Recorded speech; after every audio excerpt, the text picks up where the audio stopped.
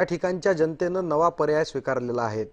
TVK याच्याबद्दल, याच्या भविष्याबद्दल, त्याच्या जी विचारधारेबद्दल, त्याच्या कार्यपद्धतीबद्दल आजच सगळं काही बोलणं आपल्याला शक्य होणार नाही।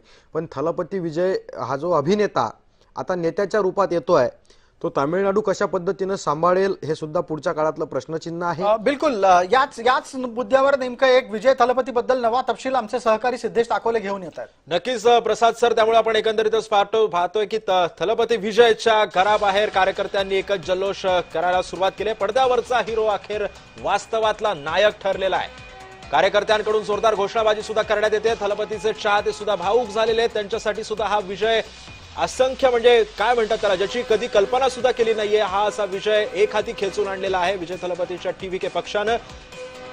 पडद्यावरचा हिरो अखेर वास्तवातला नायक ठरलेला आहे। कार्यकर्त्यांकडून जोरदार घोषणाबाजी, कुटुंबियांचा सुद्धा आनंद गगनात मावेनासा झालेला आहे। थलपतीचे चाहते सुद्धा हा विजय पाहून अखेर भावूक झालेले आहेत। प्रसाद सर, बिलकुल दक्षिणेमधलं राजकारण बऱ्याचदा चित्रपटातल्या व्यक्तींच्या भोवती फिरताना आपल्याला दिसतं। भूतकाळामध्ये तिथे जयललिता असतील, तसंच द्रमुकचे नेता असतील, या मंडळींचं राजकारण राहिलेलं आहे।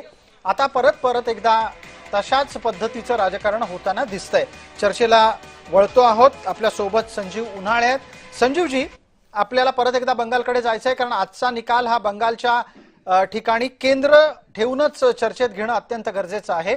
मला आपण सांगा, बंगालामधली सातत्यानं विश्लेषणातली बाब आहे की ममता बॅनर्जींचं वागणं हे लोकांना खऱ्या अर्थानं खटकलं का? त्यांची बेरोजगारी कायम ठेवणं, कायदा सुव्यवस्थेच्या कडचं दुर्लक्ष हे निकालामध्ये परावर्तित झालेलं आहे।